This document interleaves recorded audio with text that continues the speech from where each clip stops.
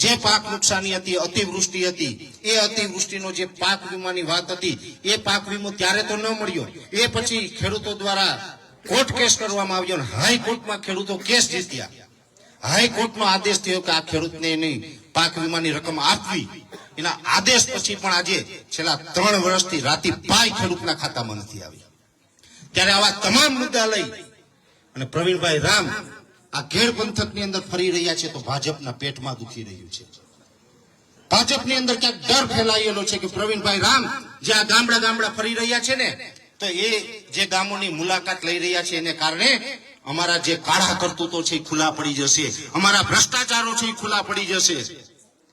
અમે જે અત્યાર સુધી કાંઈ નથી કર્યું અને આ પ્રવીણભાઈ રામ છે એ ગામડે જઈને કહી રહ્યા છે તો અમે નથી કર્યું ને, એ વાત લોકોના કાન સુધી પહોંચી જશે. એટલા માટે સતત પ્રવીણભાઈ રામનો અવાજ પણ ક્યાંય દબાવવાનો પ્રયત્ન કરી રહ્યા છે.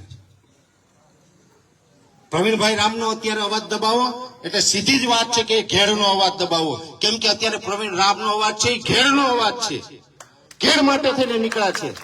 અને ત્યારે વારંવાર ભાજપ દ્વારા અવાજ દબાવવાનો પ્રયત્ન કરી રહ્યા છે, ધમકીઓ આપી રહ્યા છે, હુમલો કરવાની કોશિશ કરી રહ્યા છે. ત્યારે હું આ ઓસા ગામના ચોકમાંથી કહું છું કે તમારી માએ હવાહેર ઊંટ ખાધી હોય તો એક વખત આના હાથ અડાડી લો. મૂળિયા નો ઉખેડી નાખીએ તો કેજો. અમે પણ ગુજરાતના ખેડૂત છીએ. પ્રવીણ રામ એકલો નથી, એની હારે લાખો ખેડૂત છે, લાખો આગેવાનો છે. ધમકી આપવાનો પ્રયત્ન કરી રહ્યા છો.